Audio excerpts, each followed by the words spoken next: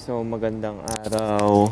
Nandito ako sa parking ngayon kasi magsa-summer na eh. So ayan, gagawa ako ng video about dun sa Katniel na yan. Ito sa Katniel na yan na hiwalayan. Wala tayong pakialam sa reason kung ano rason ba niyan, bakit sila naghiwalay. So, ang pakilang natin is about looks. So, 'di ba si Catherine kasi 27 na eh. So pareho silang, tapos si Daniel 28. So matanda ng isang taon si Daniel. Tapos kung desidido pa naman din si siguro kaya hindi nag-propose to si opinion ko lang to kasi ang tagal na nila 11 years, 'di ba? So unang anong tawag dito, unang boyfriend niya si Daniel. Tapos actually first boyfriend girlfriend sila eh. Ewan ko lang kung meron pang nauna si DJ, pero mukhang wala kasi parang 17 pa lang ata sila nung nagkakilala. O mga ganon, 17. So yun nga, habang tumatanda sila, yung looks kasi ni Catherine parang nagiging bungo na siya, yung pumapayat siya. Eh si Daniel naman, neto lately, mukhang nagji-gym siya, nag-bulk. So siguro ngayon lang na-experience ni Daniel na yung pre-selection, na-experience niya ngayon siguro. Siguro kasi 'di ba sa looks naman binabasihan natin. Kasi 28 na siya. Oo nga, marami naman siyang pera simula dati pa dahil sa mga projects. Pero kung makikita mo sa parang neto lately, kasi 'di ba yung mga magkasama silang dalawa, hindi na sila sweet. Nagfe-fade talaga katagalan. Sa una lang talaga yung attraction na nagfe-fade din talaga kahit pasabihin mong pogi. Kasi si Daniel pogi na rin naman eh. Pero nandun pa rin kasi yung kilig ni Catherine eh. Gusto niya pa rin si Daniel. O pareho na sila nagkasawaan. So hindi na, ewan natin. So pagkaganyan kasi nagkahiwalay na ng 28, parang medyo mahihirapan si Catherine makahanap uli. Kasi babae siya eh. So kinuha yung prime niya, reproductive age. So yun, tapos meron pa siyang matagal na long term relationship. So mahihirapan siya. Si DJ naman kasi okay pa yung edad niya basta wag lumagpas ng 35 eh. O kahit nga lumagpas siya 35 eh, kasi mukhang papalag naman genetic niya eh. Makapal yung buhok niya, tapos yung symmetrical na may shape ng mukha niya. Although pangit yung mata niya kasi bug eye siya eh. Exposed yung upper eyelids niya, tsaka parang lazy eye. Mas malala pa nga mata niya sa akin eh. Parang negative canthal tilt din siya. Pero yung negative canthal tilt pala, nako-correct pala yun sa mewing. Kasi ako kaya nagne-negative canthal tilt ako kasi yung maxilla ko, tingnan mo ton dito ko, flat siya. Eh di ba yung cheekbone ni Daniel Padilla parang mataas. Kasi ang lamang ko lang doon yung ramus length, maikli yung sa kanya. Kaya mukhang projected yung niya. Sa akin mukhang flat. Kasi yung maxilla ko hindi naka-project. Hindi siya naka-forward project. So kahit matanda na ako, mag-mewing pa rin ako. Para lang makorek yung Wala na akong pakialam sa attraction. Dahil age pill na rin eh. Tanggap ko na rin yan. Ang focus ko na lang is yung health. Yung health na lang. Yung para yung pagtanda mo. Kasi pagka okay yung maxillary mo, hindi ka magkaka-eye bags gaano. Na obvious. Hindi kagaya niya tingnan mo, kita na agad yung eye bags. Kasi nga, yung maxillary, hindi siya naka-project na gano'n. So, yun. Diyan nga sa hiwalayan na yan. Yun, mahihirapan si Catherine makahanap uli. Kasi, syempre, galing siya sa long-term relationship. Tapos, first boyfriend niya pa yun. So, parang gano'n. Kasi meron din akong ex na gano'n 6 years. So, nagkaroon man siya ng next na boyfriend, siguro nakukumpara sa akin. Eh, yung next na boyfriend niya maliit pa sa akin eh. Tapos, baka hindi rin magaling sa sa SEX. Kaya mukhang single siya ngayon. So, parang makukumpara. Yun kasi yun eh, makukumpara at makukumpara. talo talaga yung babae pagka sa ganyan eh. Pero kung yun nga, kasi yung looks kasi ni Catherine, hindi siya maganda nag-age. Nag-age siya, hindi gracefully kasi nga dahil sa shape ng skull structure niya, bone structure niyang mukha niya. Siya yung typical na Pilipino na nakikita natin na na hamburger yung face. Ganon din yung girlfriend ni 'di ba? Ni sino ba 'to, yung rapper? Si Amir Carlos Agassi. Yung girlfriend niya bata-bata pa pero same din na shape nung mukha ni Catherine. Usually ganun yung attraction eh. Nagkaka-attractan yung magkaiba yung shape ng mukha. Kuwaya ko, 'di ba yung shape ng mukha ko mahaba. So na-attract sa akin yung mga parang ganon yung hamburger face. Kasi ka FWB ko, tapos mga exes ko ganon din. Parang mga ganon din yung mukha nila. So na-attract sila sa Pero medyo kahawig ko sila dahil sa mata. Tsaka simula una pa lang naman eh. Kung makikita mo yung simula ng bata pa sila. Tsaka mukha kasi ganun yung mentality ko dati. Pares kay Daniel na hanggat may opportunity. Nung buong taon niya, wala kasing, di ba, walang nagpe-preselect sa kanya Ewan kung bakit ganun. Ngayon lang siya siguro diniskartehan ni Brillante. Actually, gusto ko yung ginagawa ni Brillantes kasi pinapamukha niya yung black pill sa mga tao eh. Yung babae na gumagawa ng move, which is pabor talaga. Hindi, biruin mo yung below average tsaka yung mga pangit, hindi na aasa. So diretso na sila sa pogi.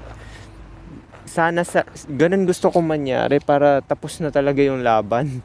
Hindi na yung harap-harapan na niloloko ka pa, 'di ba?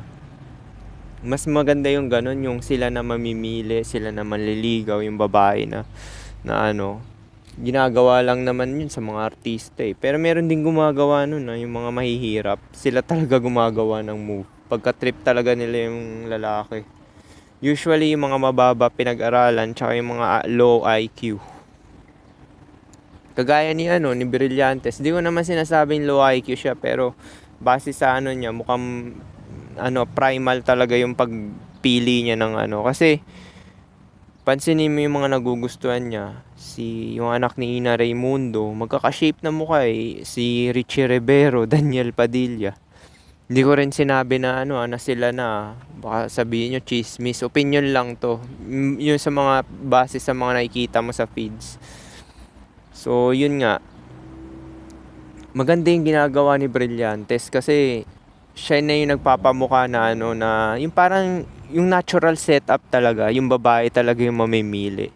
At least yung mga average, kahit nga heteronormy, yung hirap na rin eh. Kasi pogi lang talaga gusto eh. Kung makikita mo man yung mga normie na nasa relasyon, di ba may nakikita ka yung mga 70% na nasa relasyon. Di naman din guarantee yan na genuine desire talaga eh. Kasi biruin mo 70% na normie, nagsettle, kaya nga sinabi settle down eh. Ibig sabihin, habol ng babae yung yung may makakasama siya kaysa ma-single siya.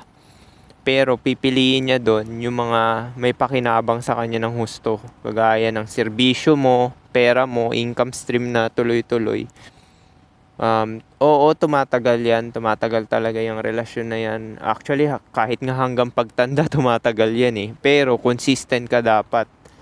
Yan yung mga nakikita ko sa mga pamilyado, consistent talaga sila hanggang lumaki yung anak. Minsan nga, pag malaki na yung anak, doon na sila naghihiwalay. Kasi nga, wala nang nagbaband eh. Kasi pwede nang kumawala yung babae nun or yung lalaki. Kuwari, kasi habang tumatanda ka, alam nyo rin ba na humihina na rin yung income mo pagka tumanda ka. Pero na lang kung nag-invest ka sa properties, mga business, ganyan. So, pag matanda ka, disposable ka na, 'di ba? So, umihina na yung kita mo. Ganun nga yung nangyayari sa setup eh. Usually kung kailan matanda na, doon na sila naghihiwalay. Kasi tapos na yung mga bata eh sa pag-aaral, may kani-kanila ng pamilya at anak yung mga anak nila. May mga apo na. Minsan ganun nangyayari. Yan yung mga sa normie na nagtutulungan na lang talaga. wala naman ding masama nun. Pero yung genuine desire talaga, basta may trabaho ka lang, pagsisilbihan ka talaga ng babae. Pero usually kasi ang setup ng ganun, yung mahihirap yung namimili talaga ng ano ng pogi eh. Yun yung napansin ko sa mga mahihirap, mga lower IQ, mas priority nila yung kaysa sa mga average. Mga average na nakikita ko sa mall, may mga kaya, 'di ba? Pero papangit. Yung iba nga ubis pa eh. Sa mahihirap, grabe talaga, ang sexy nila. Tapos sabay ang tatangkad, slim figure. Sila rin yung mga matatangkad kasi basketball ng basketball. Totoo yun, nakaka-stretch ng genetic yung basketball. Totoo yan. Kasi yung girlfriend ko, nanay at tatay niya 5'3" both. So yung pinaka-bunso, 4 sila magkapatid. Yung pinaka-bunso 5'9". No, 'di ba? Mahilig kasi mag-basketball yung kapatid niya eh. Tsaka ano pa lang yun, 18 pa lang yun. Eh, pwede kang tumangkad. Kuwari, nagsara na yung plates mo ng 18 ka. Or, papasara na. May chance ka pa rin na tumangkad hanggang 25 eh. Magi-stretching ka. I-stretch mo yung spine mo, yung paa mo. Ganyan, tatangkad ka ng 1 inch to 2 inches. 2 inches lang naman max yung itatangkad mo sa stretching eh. Yun lang yung mama-maximize mo. So, kuwari, 5'9" siya, di ba? Pinakabunso nila, magiging 5'10", ganun. 5'11". Ako, 5'7". Pwede ako maging 5'7 and a half or 5'8".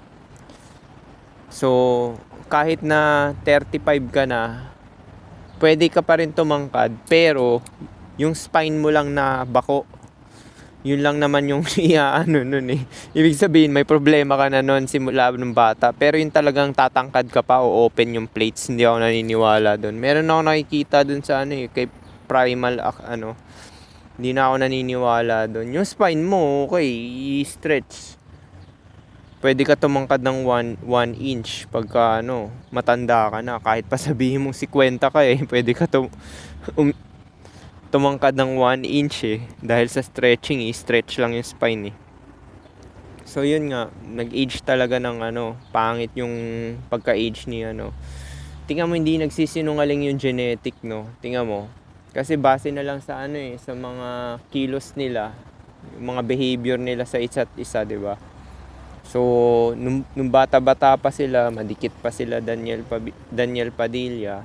Pero yun nga, medyo nag-fade na kasi si Catherine eh. Hindi maganda yung niya eh, bone structure sa mukha eh. So nawawala na yung attraction ni Plus, may dumidikit sa kanya base sa pre-selection, si Andrea Brillantes. Baka hindi ko sure. Pero hindi naman nalalayo din tanda ni Andrea kasi parang 24 ata si Andrea eh. So 27 kasi si si Catherine. So pero yung bone talaga ng ni Andrea Brillantes, pulido talaga eh. Napakaganda ng niya eh.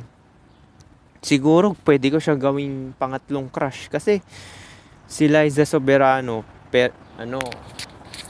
yun pang Stacy talaga yung bone, yung bone structure ng mukha niya. Tapos si Maris Racal. Tapos ito si Brillantes, pumapalag na rin. Feeling ko ito yung tatanda na kahit 35 na, ganun pa rin itsura niya. Kasi nung bata siya, biruin mo, nung kahit 19 na siya, ang aga niya nag-mature, 'di ba, yung itsura niya. Pero na-maintain, biruin mo, yung 14 pa lang siya, hanggang ngayon 24, 10 years. Onti lang difference na pinagbago ng mukha niya. Ibig sabihin, nag-hold talaga yung mukha ni Andrea Brillantes. Napakaganda talaga ng niya, nung skull shape. Sa skull shape yun eh, yung mag-hold yung skin mo, yung mata mo. Sa skull shape yan. Yun talaga yung kaya nga sa Blackpill, 'di ba, PSL God, 'di ba may sinasabi silang PSL God. Yun yung mga yung mga may golden skull. Yung skull shape nila maganda, yung forward projected yung nila, yung panga nila, yung jawline nila parang forward projected na ganun. So yun yung ano, kaya nag-age sila ng maayos. Kasi pagka flat yung mukha mo, pag nagsag dito, nakikita nyo na yung mga matatanda, di ba? Yung parang bulldog. Kasi short yung ramus nila. Tapos yung projection ng mukha flat pababa. Downward projection. May nag-comment nga sa akin na downward projection daw yung ano ko, yung jaw.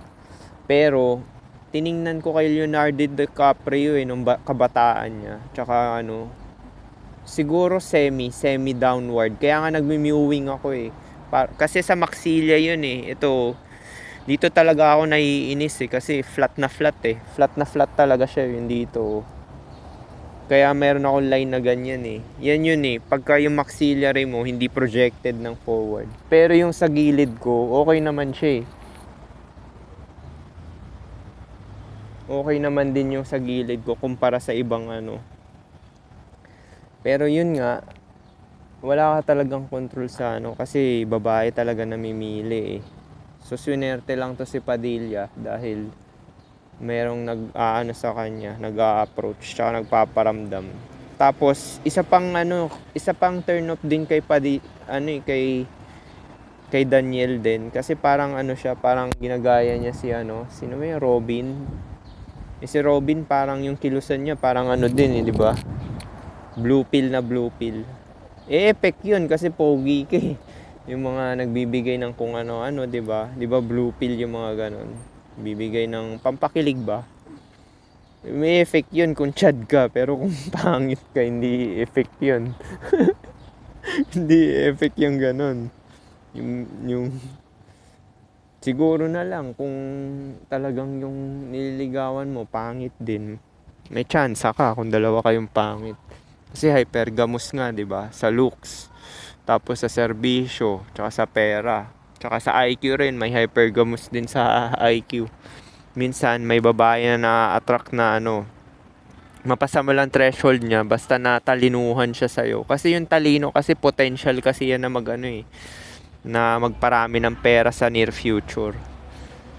Ang babae pag namili yan for future, either genetic or normie na may pera, provider. Yun lang naman accept nyo na yan, either Chad or beta box ka. Dalawa lang ang niyan, either Chad ka or beta box. Wala nang in between. Blue pill lang tsaka black pill. Yung red pill, naman yun Yung red pill kasi self-improvement lang naman yan Self-improvement yan, pero hinaluan nila ng ng PUA. Yung PUA naman, hindi naman talaga red pill yung PUA na yan. Kagaguhan lang yan ng ng mga gumagawa ng ng game, ganyan strategy. Wala naman talagang game sa mukha Pwede ka mag-mewing, self-improve para hindi ka hindi ka humilik for health benefits lang, tsaka yung aesthetic ng mukha mo para hindi ka magka-eye bags. So paano? Yun lang siguro. Yun lang masasabi ko. Hindi ko siya gaano na-address kasi hindi natin alam Pero yun nga, parang si Daniel Padilla, ngayon lang umi-effect yung pre-selection niya. Na yung talagang binabato ng sarili niya. Kasi kung gustong-gusto niya talaga si Catherine dati pa talaga, yung talagang attracted talaga siya. Sana dati pa lang nag-propose na yon, magpakasal. Kasi diba sila Robin, ganun yung strategy ng mga attracted talaga Maaga pa lang talaga nagpapamilya na So yan yung sinasabi ko na yung lalaki, wala ka talagang choice kasi ikaw pinipili Tapos meron din ako mga nakitang clip. Pogi na yun si Daniel Padilla. Tapos siya pa yung parang nagsisimp kay Catherine. Hindi si Catherine yung nagsisimp kay Daniel. So, yun nga, parang, ewan ko, napipilitan lang siya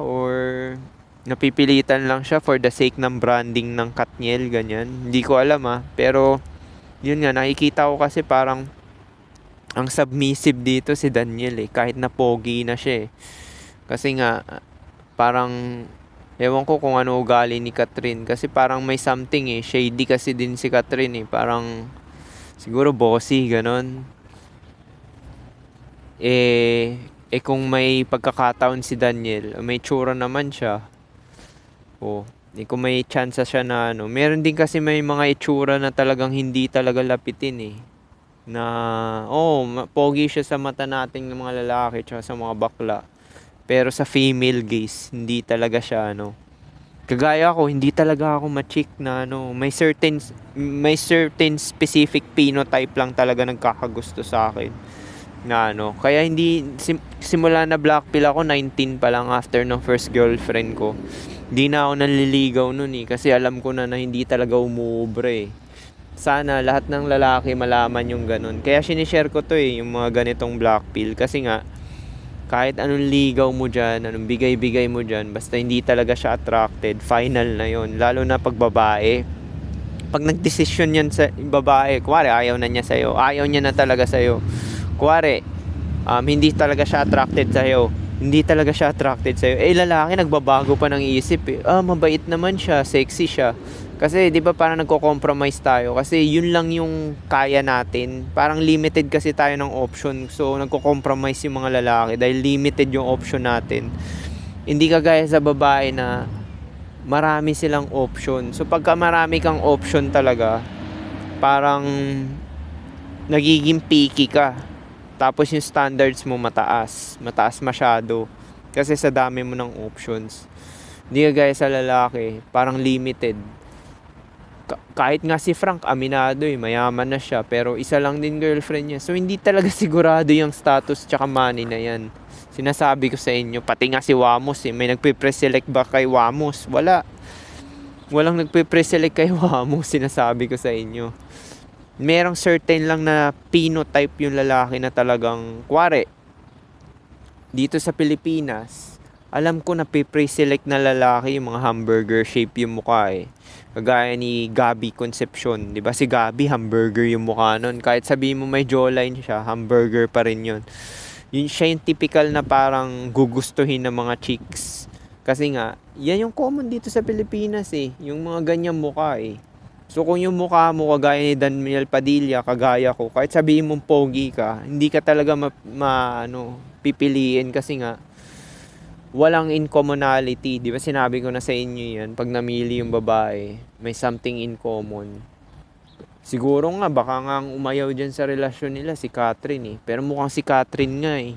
Hindi si Daniel eh. Kasi si Daniel, siya nagsisimp eh. Obvious naman, di ba? Si Daniel nagsisimp kasi nga limited yung option niya. Hindi siya lapitin. Kahit nasabihin mo pogi siya, hindi siya lapitin talaga. Ngayon lang siya nagkataon dahil umentra si Brillantes na chismis, hindi ko sure pero mukhang magwo-work yun kasi magkahawig sila eh. Yan yung sinasabi ko sa inyo eh, yung mga couple na nagwo-work, yung magkakahawig sila, either same ng shape ng muka or same ng shape ng mata. Kasi wala talaga silang in common ni Daniel Padilla tsaka ni Catherine simula sa get-go pa lang eh. Parang for the sake of branding na lang tapos nagkakiligan na lang dahil magkatrabaho. So paano, yun lang siguro masasabi ko. Sige, peace.